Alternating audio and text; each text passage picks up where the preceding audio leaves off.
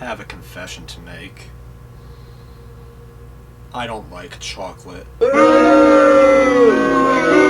Yes, I don't like chocolate, and to be honest, it's something I can't really explain. I just hate the taste of it. However, the fact that I don't like chocolate didn't stop me from enjoying the famous Roald Dahl book Charlie and the Chocolate Factory, and its two film adaptations, the 1971 classic Willy Wonka and the Chocolate Factory starring Gene Wilder, and its 2005 remake Charlie and the Chocolate Factory starring Johnny Depp. I am aware that the general consensus of the Charlie version isn't exactly the best, but even though I agree that the Wonka version is the better movie, I still thought that the Charlie version was pretty enjoyable, and I do give it credit for attempting a different take on the story. Besides, even if you hate the Charlie version, you probably consider it scrumdiddlyumptious compared to its game adaptation. Yeah, this actually exists. In fact, you're probably wondering how you would even make a game based on Charlie and the Chocolate Factory. I mean, if it was a cheap educational game on the PC, then maybe it would be okay, but this was a full-fledged game released on the PS2, GameCube, and Xbox, which retailed for $40. And I would know, because my dad bought this for me back when it originally came out. And guess what? I didn't even like it back then! And this is coming from someone who played almost nothing but licensed games as a kid. So chances are, I'm gonna hate it even more as an adult.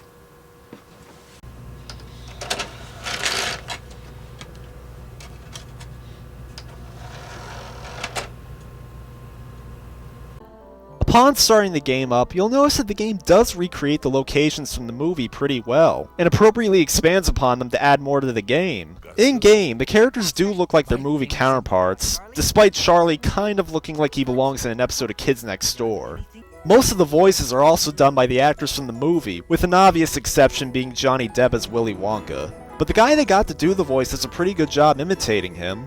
Dear people of the world, I, Willy Wonka, have decided to allow 5 children to visit my factory. 5 golden tickets have been hidden beneath the wrappers of 5 ordinary Wonka bars. The music, while it doesn't come from the movie, does manage to capture the same spirit as the movie's soundtrack. To be honest, the game's overall presentation isn't that bad. In fact, the only real problem I have with the game's presentation is these slideshow cutscenes that introduce each chapter. Like, what's wrong with Charlie's eyes? He looks like a kid version of the Joker from the new Batman Adventures. Speaking of which, I think I found the new Joker Jr. As for the other kids, Augustus looks like a walking blob with the same Joker eyes, but otherwise he looks okay, I guess. Violet and Veruca just look plain creepy. And Mike? Jesus Christ, did the developers go out of their way to make sure he looks nothing like how he did in the movie? In-game he looks okay, but in these slideshows he looks more like Odd from Code Lyoko. But aside from those scenes, the game does an okay job in the visual and sound department. But unfortunately, that's where the positives with this game end. First of all, when I actually started playing the game, my PS2 started doing this.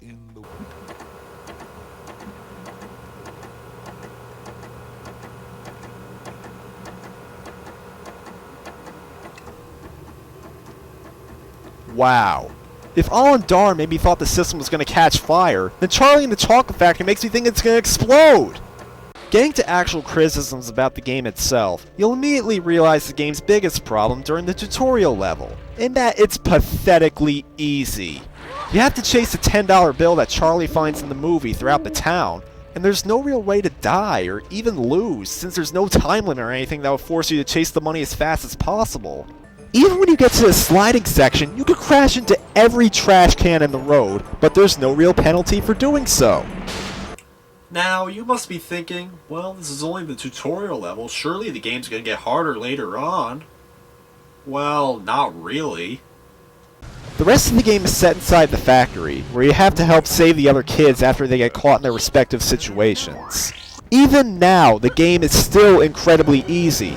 Sure, it's now possible to die, but there's no real punishment for it. If you lose all your health, you just respawn a short distance away with no other penalties, so dying is more of an annoyance than a frustration. You know what, let's stop ranting about the difficulty for a second, because you're probably still wondering what the answer to the million-dollar question is. How do you turn Charlie and the Chocolate Factory, a movie that didn't really have a story that's game-worthy, into a video game? Well, the answer's simple. You help the Oompa Loompas fix stuff around the factory. You heard me right. Charlie Bucket, one of the luckiest boys in the world, who found one of only 5 golden tickets to a chocolate factory that had not been seen by the general public in years, has to work as a repairman while the other 4 brats enjoy the tour. Wow. You hear that? That's Roald Dahl, rolling in his grave. So yeah, most of the game consists of you and the Oompa Loompas going around fixing the mess created by both the kids and a bunch of malfunctioning robots called Wonka Bots that were accidentally released by Super Saiyan Mike over here. I swear to God that the only buttons you'll be pressing for about half the game are up and right on the D-pad, to get the Oompa Loompas to work and to get them to follow you. I mean, they may as well have made a Chocolate Factory Tycoon game or something, because that's most of what you do in this game anyway. Go get that candy, put it in your box, fix this machine, fix this gas leak. Sure, the tasks may be different on paper, but in the long run, all you're doing is pressing the same buttons over and over again. Of course, this is all occasionally mixed in with very basic platforming sections, and quite possibly the clunkiest combat sections I have ever seen in a video game. Your main weapon is an endless supply of gobstoppers, which are incredibly hard to aim, and sometimes don't even hit your enemies. Look at this! The gobstoppers keep hitting the robot! Why do they only do damage whenever they feel like it? Even when you do manage to hit a robot, look at how long it takes to just kill one of them.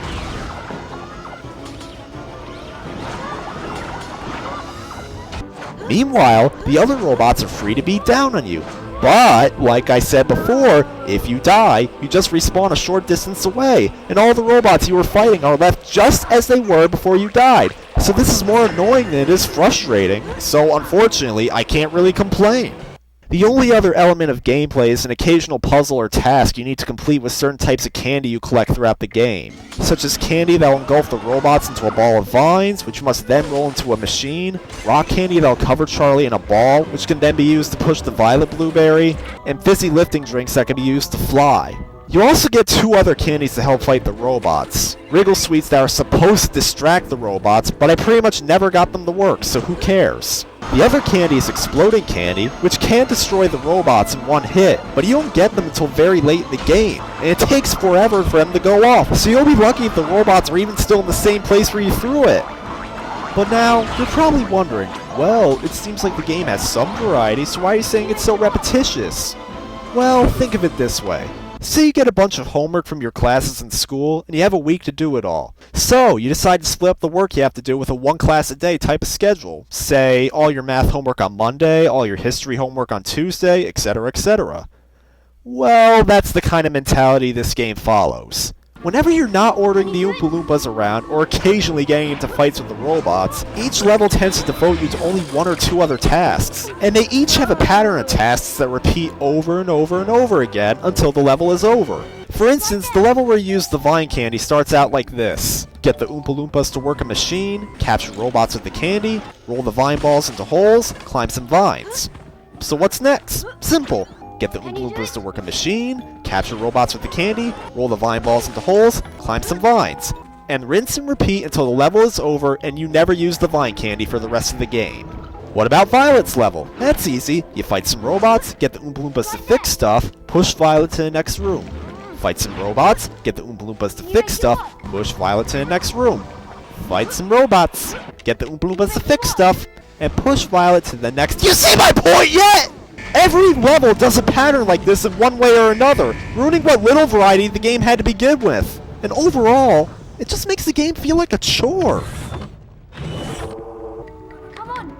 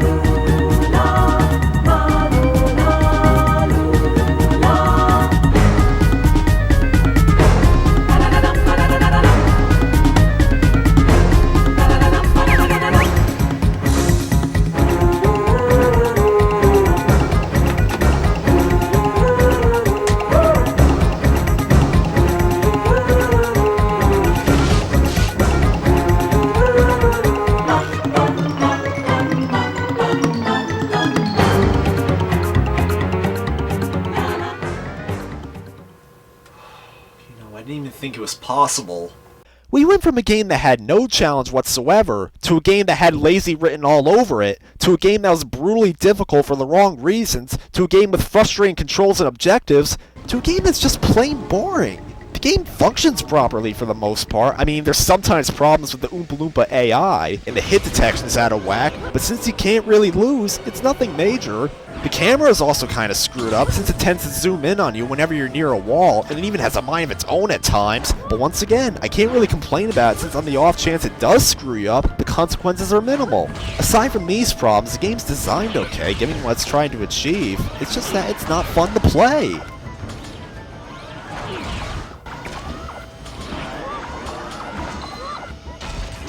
It's funny how this game is only about 4.5 hours long, yet it feels like an eternity.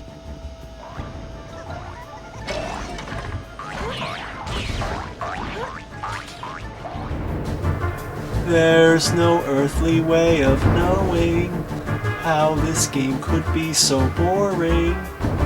There's no knowing why it's dragging, or why it's so underwhelming. Is it raining? Is it snowing? I can't tell as my brain is melting.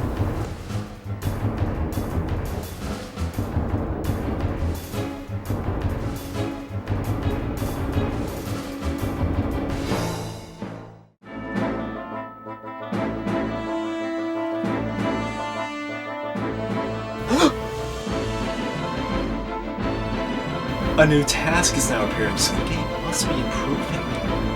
Are the fires of hell subsiding? Is the Grizzly Reaper fleeing? No! The game cannot be improving, for the task keeps on repeating, and it's certainly not showing any signs that it is changing!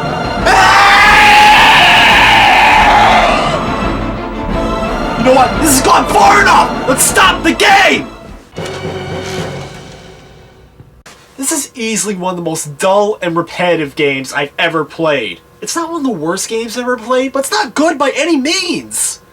And don't even try to play the "it's just a kid's game" card, because like I said before, I was a kid when I first played this, and while I didn't hate it as much as I do now, I did not think it was a fun game.